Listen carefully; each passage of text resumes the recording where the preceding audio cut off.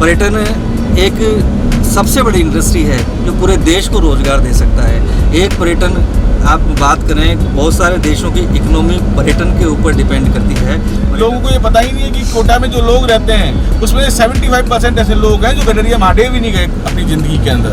देखिए, पर्यटन काफ़ी सत्र है, काफ़ी यहाँ पे स्थान ऐसे हैं जिनसे पर्यटन आ सकता है, बढ़ सकता है, लेकिन उसके बावजूद भी समस्या ये आई है। एक चीज़ जो हमें समझ में आई है वो ये है कि यहाँ की उनका प्रकाशन में कमी है।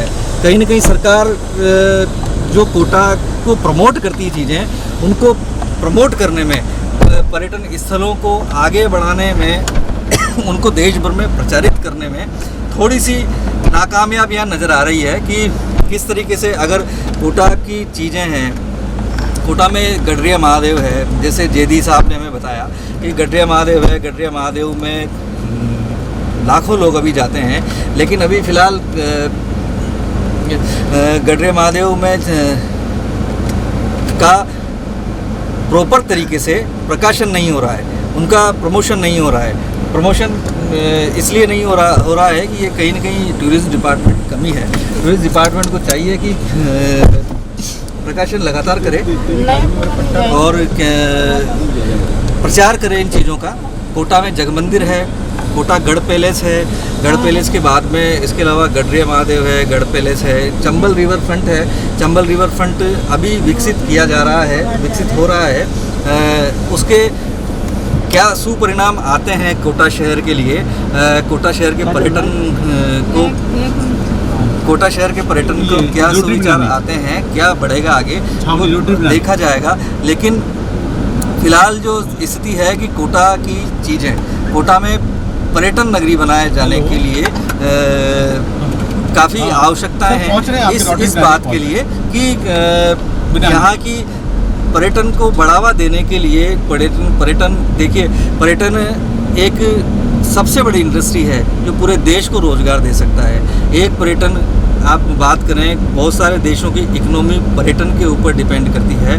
पर्यटन जैसे अभी फ़िलहाल एक उदाहरण आया श्रीलंका का। श्रीलंका की इकोनॉमी किसी टाइम पे पर्यटन पे काफ़ी डिपेंड थी। बहुत सारे देश ऐसे हैं, तो अगर पूरा देश की इकोनॉमी पर्यटन पे चल सकती है तो एक कोटा करीब 20 लाख लोगों का शहर है, 20 लाख लोगों का शहर है, और 20 लाख लोगों की पॉपुलेशन को आगे बढ़ाने के लिए, इनका विकास करने के लिए मतलब पर्यटन एक ऐसी चीज़ है जिसकी वजह से पूरा शहर बदल सकता है, पूरा शहर में तब्दीली आ सकती है। इतना इसमें एक पर्यटक बाहर से आता है। मैंने एक गाइड से बात की थी तो उसने मुझे बताया कि एक पर्यटक किसी दूसरी कंट्री से आपके शहर में आता है तो वो 5 लोगों को रोज़गार देता है, जिसमें एक व्यक्ति शिक्षित होता है और 4 लोग अशिक्षित होते हैं। मतलब 5 लोगों के लिए रोज़गार पैदा करता है एक विदेशी पर्यटक। अब इसकी तादाद अगर बढ़ती है तो आप देख सकते हैं कि 15 लाख 20 लाख की पॉपुलेशन वाला कोटा शहर है। इसमें अगर पर्यटक आता है, अगर 1000 पर्यटक भी यहाँ पे आता है इस शहर में, तो एक बड़ा अमाउंट वो यहाँ शहर को देके जाएगा। उससे एक अशिक्षित आदमी से लेके एक शिक्षित जो नौकरी पेशा आदमी है, हर सबकी जेब पे फ़र्क पड़ेगा। जेब पे फ़र्क, होटल इंडस्ट्री सुदृढ़ होगी, मैस इंडस्ट्री, रेस्टोरेंट सुदृढ़ होंगे, तो एक ऑटो वाला, रिक्शे वाला, खोमचे वाला, स्ट्रीट फूड सब डेवलप होंगे, लगातार बढ़ेंगे। अनिल भारद्वाज साथ हैं हमारे। अनिल जी लगातार जुड़े हुए हैं। अभी पर्यटन की दृष्टि से कोटा की विकास की हमने बात की, जिसमें हम चल रहे हैं। तो आपको क्या लग रहा है, कोटा का पर्यटन का विकास के लिए अब सबसे महत्वपूर्ण आवश्यकता किस चीज़ की है? कोटा को पर्यटन नगरी के रूप में विकसित करने के लिए जो सबसे बड़ी आवश्यकता आई वो प्रचार और प्रसार की। जब हम गडरिया महादेव की बात करते हैं तो दुनिया में जहाँ भी नदी कर्व पर आती है तो स्माइलिंग सिटी जैसा एक इमेज बन जाती है। जैसे गडरिया महादेव की इमेज है। हम केशवराय पाटन से चले थे सुबह, तो हमने वहाँ देखा, जब ऊपर खड़े थे मंदिर में, तो हमने देखा कि वैसे जैसे गडरिया महादेव का सीन है वैसा एक सीन हमें फिर नज़र आ रहा था। तो चंबल इतनी बड़ी नदी है जो कोटा से निकली है और कोटा, करौली एंड सवाई माधोपुर एंड धौलपुर, इस पूरी पट्टी में हमें एक गडरिया महादेव नहीं 5 गडरिया महादेव खड़े कर सकते हैं, क्योंकि हमें चीज़ों को विकसित करना है। विकसित नहीं हो पा रहे ना, गडरिया महादेव ऑलरेडी है लेकिन वहाँ लोग जाना ही पसंद नहीं कर रहे हैं। उसके पीछे कारण है ना कि वहाँ तक जो लोकल ट्रांसपोर्टेशन नहीं है, वहाँ पे कोई बताने वाला नहीं है, लोगों को ये पता ही नहीं है कि कोटा में जो लोग रहते हैं उसमें 75% ऐसे लोग हैं जो गडरिया महादेव ही नहीं गए अपनी ज़िंदगी के अंदर। जब तक लोग, जैसे हम बात कर रहे हैं 7 वंडर्स की, कि it is a copy of the wonders of the world, मतलब यहाँ पे हम एफिल टावर के पास खड़े होकर पेरिस में तो नहीं फ़ोटो खिंचा सकते, पर हम यहाँ खिंचा सकते हैं। यहाँ पे बहुत, मतलब कोटा में सब चीज़ है।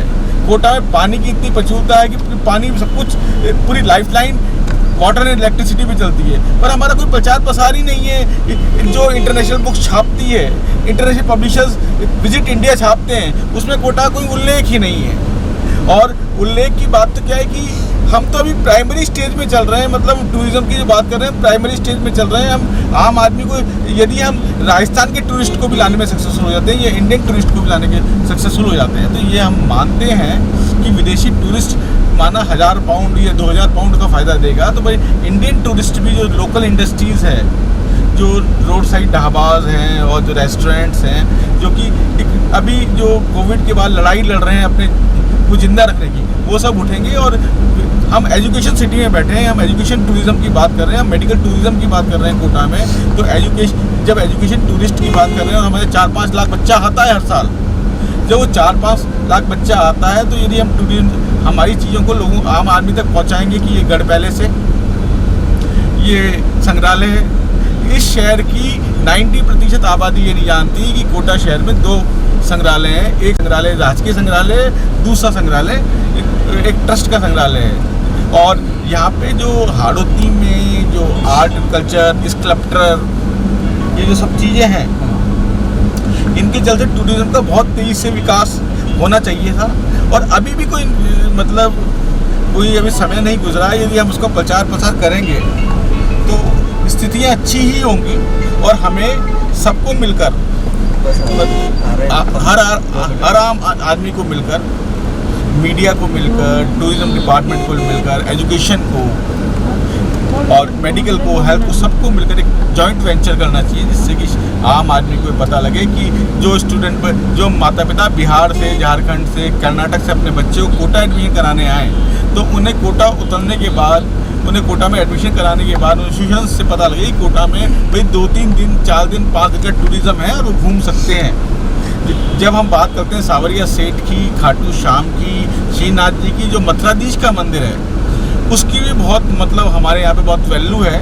और वहाँ पे भी आदमी को, मतलब लाभ मिलता है, उसकी मन को शांति मिलती है, उसको अच्छा लगता है कि जो भगवान कृष्ण हैं वो उसको आशीर्वाद देते हैं। तो वो एक, वहाँ पे भी एक नंदगांव बसाने की बात हो रही थी कि साहब मेरे को डेवलप करेंगे टूरिज्म सेंटर की तरह, ये सब गलियाँ साफ़ हो जाएंगी। तो उस इलाके में, पाटनपोल के इलाके में ऐसे 20-25 मंदिर होंगे जहाँ पे कृष्ण की भक्ति होती है।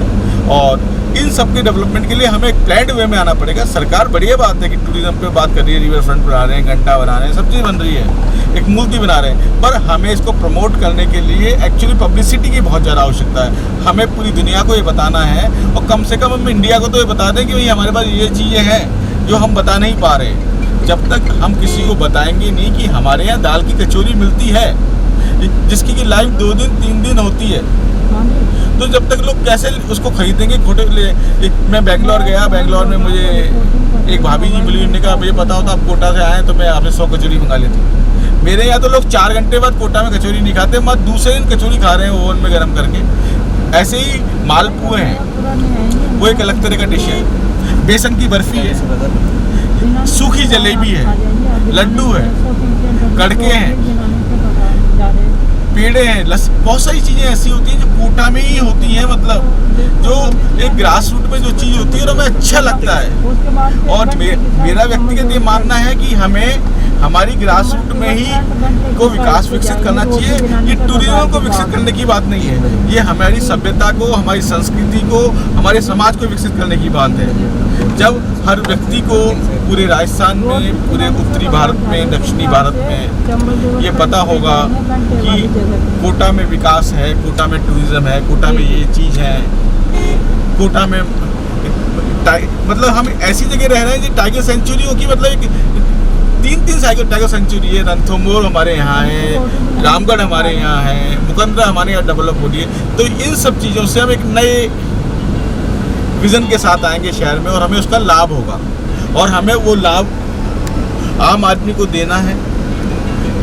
हमारा मकसद ये नहीं कि सिर्फ हमने आज इसको बात की, हम चाहते हैं कि बात निरंतर चलती रहे। निरंतर चलती ये एक प्रोसेस है जो चल। फिलहाल हम रोटरी बिनानी सभागार पहुंच चुके हैं। रोटरी बिनानी सभागार में समाज के स्वयंसेवी संस्थानों के कुछ लोग हमारा इंतज़ार कर रहे हैं, जिनसे हम बातचीत करेंगे और बात करने के बाद में हम यहाँ से घंटे की साइड पे जाएंगे। अभी फ़िलहाल आप देख सकते हैं फ़िलहाल आप देख सकते हैं इस तरीके से कि ये रोटरी बिनानी सभागार है। कोटा का शॉपिंग सेंटर का एरिया है। शॉपिंग सेंटर एरिया गुमानपुरा के पास है। गुमानपुरा कोटा का मध्य स्थल है।